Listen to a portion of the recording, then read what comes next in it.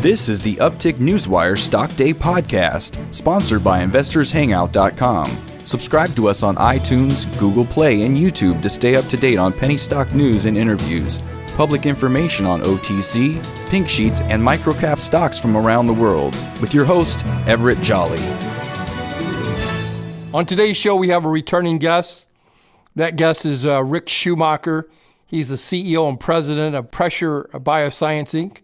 Well, they trade on the OTCQB, ticker symbol PBIO.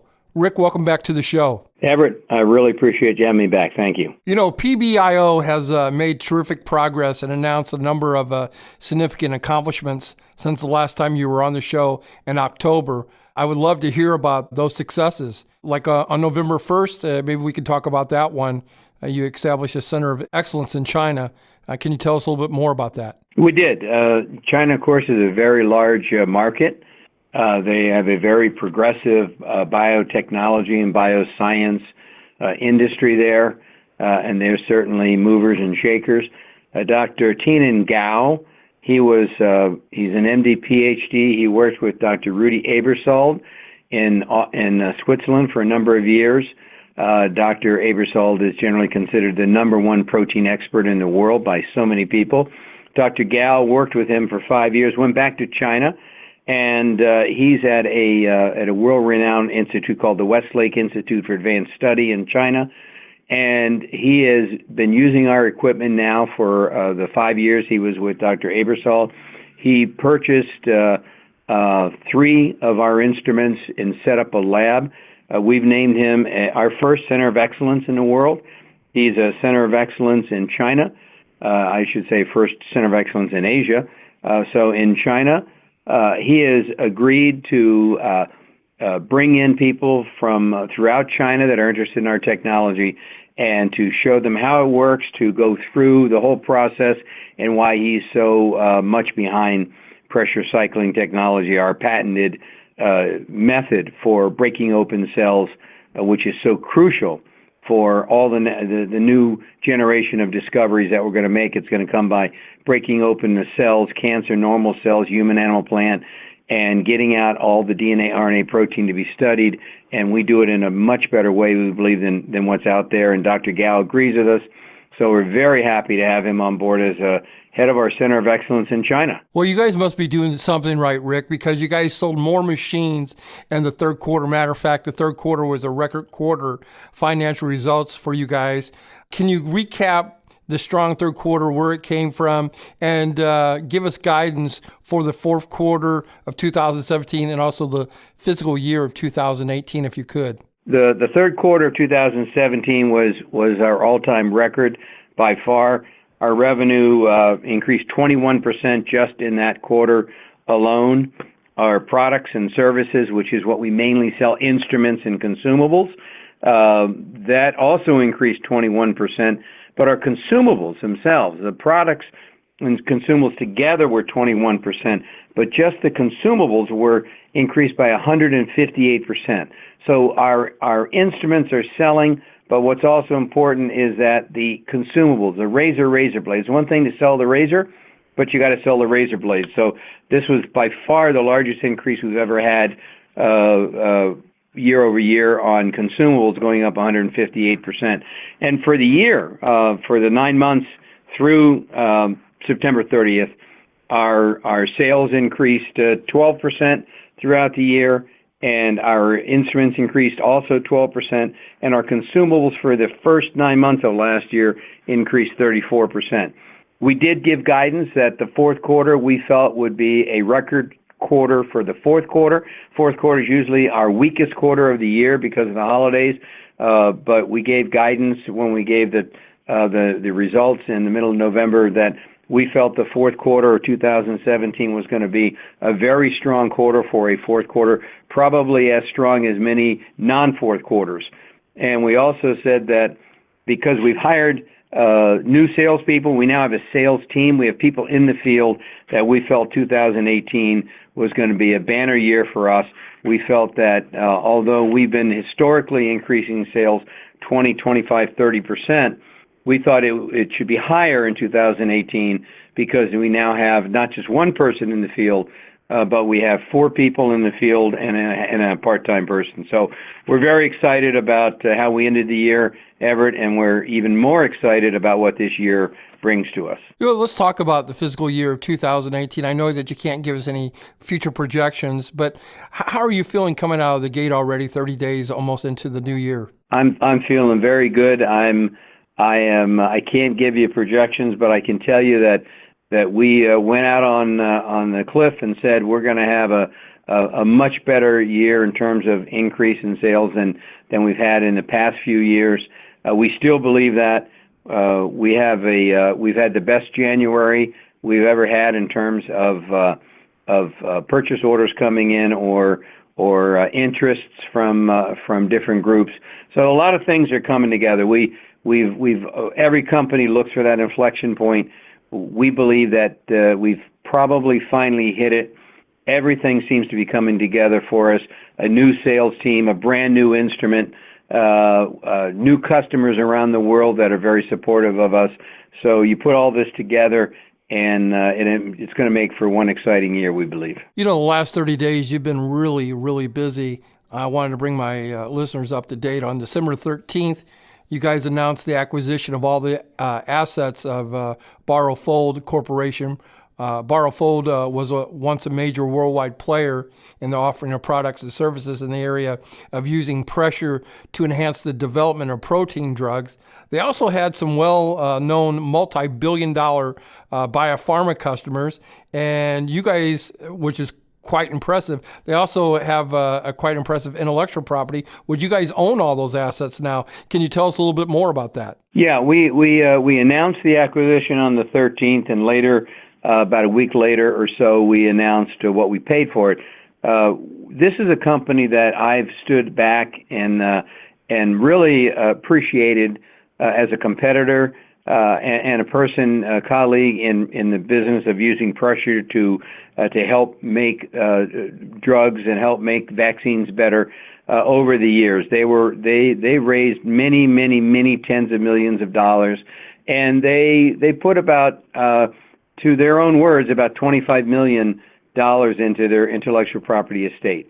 We were able to purchase the assets, which include all of the intellectual property, some of the equipment they've built, all of their customer lists, etc., for $150,000 cash and 150,000 shares of stock in our company. So we feel we got an extremely good deal. We feel that the shareholders of BioSciences got a good deal because we have the ability, we believe, to take it to the next level. Kyle Lefkoff, who is the chairman of the board of BioSciences, in a conference call that we had on December 20th, which is, by the way, is on our website. Your listeners can go to our website and find that conference call. There's an audio, and they can listen for 1 hour, and they can hear Mr. Lefkoff, who is chairman of the board, talk. They can also listen to Matthew Seafelt, Dr. Seafelt, who was the founder and chief scientific officer, on why they felt selling to us was important for their shareholders. We now have additional patents in the area of using pressure to make drugs and diagnostic tests better. We can use all of their intellectual property. It works on our equipment. We don't have to build anything new. We don't have to modify anything. Their customer base, which was very small, is our customer base, which is very big compared to theirs. So we now can bring their technology. Their technology basically is a way of making proteins better, making protein drugs better. And there are multiple biopharma companies around the world that are making protein drugs. And we believe, as did BioSciences, that using their pressure technology, they can make these protein drugs better. And so we've opened up a whole new business unit for Pressure BioSciences, and it supplements our existing. It gives us 8 more patents and extends some of our patent reach for another 10 or 12 years. All of that for $150,000 cash and 150,000 shares. We're just tickled pink we got it. Very good rapport with these guys, and we're excited about what that's going to bring to our company in 2018. It sounds like you guys got a really exceptional, great deal with just, your own market cap's only a little bit under $4 million. Your stock price is very undervalued at around $334, $335. My guest today is Ric Schumacher. He's the CEO and president of Pressure BioSciences, Inc. They trade on the OTCQB, ticker symbol PBIO. On December 20th, you guys announced a significant software upgrade for your flagship BioCycler Extreme instrument.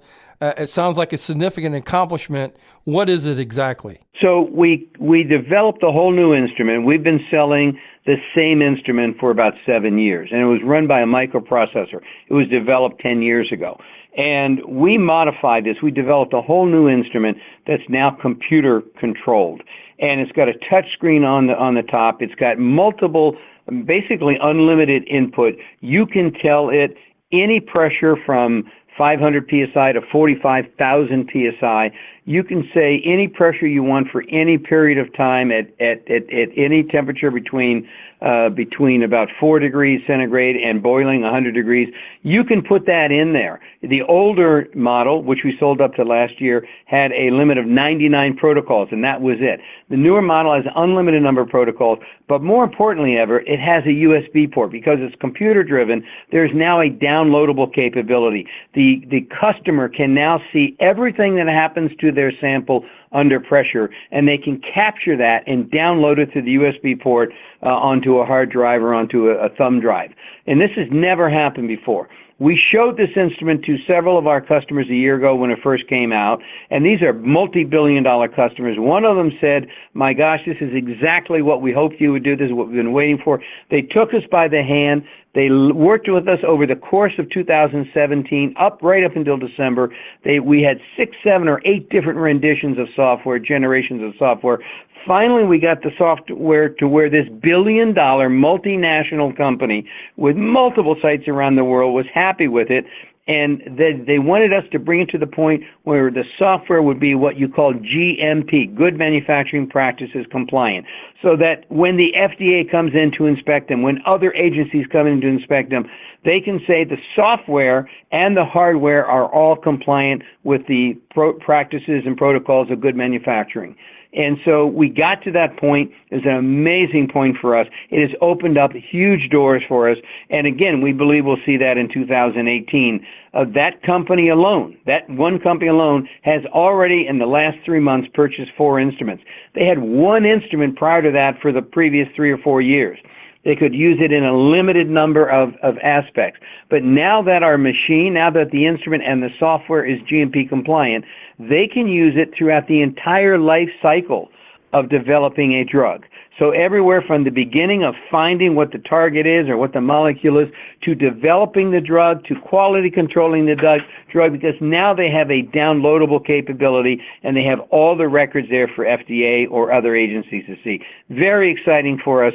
Our new instrument, we think, is going to be much better in terms of its ability to sell than the older instrument because of all of these new bells and whistles. So yes, that on top of everything else makes us think, boy, we're really excited about 2018. You've been listening to Ric Schumacher, CEO and president of Pressure BioSciences, Inc.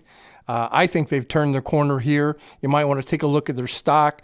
It trades on the OTCQB, ticker symbol PBIO. Ric, in closing, is there anything that we didn't get a chance to touch upon that you would like to illustrate out there to the listeners? No, I appreciate those who are listening who are investors. It's been a rough time. We don't control the price of the stock. We can only control the successes and accomplishments of the company. I'm very proud of my team. We made a number of moves ahead in 2017. We've set ourselves up, we think, for a great potentially a great 2018. So I appreciate the opportunity to talk about this, and I look forward to the next invite. Thanks very much for coming on the show. It's always a pleasure to have you on here. Hopefully you'll come back in 30 to 40 days and give us an update. Very good. Have a good day. Thank you.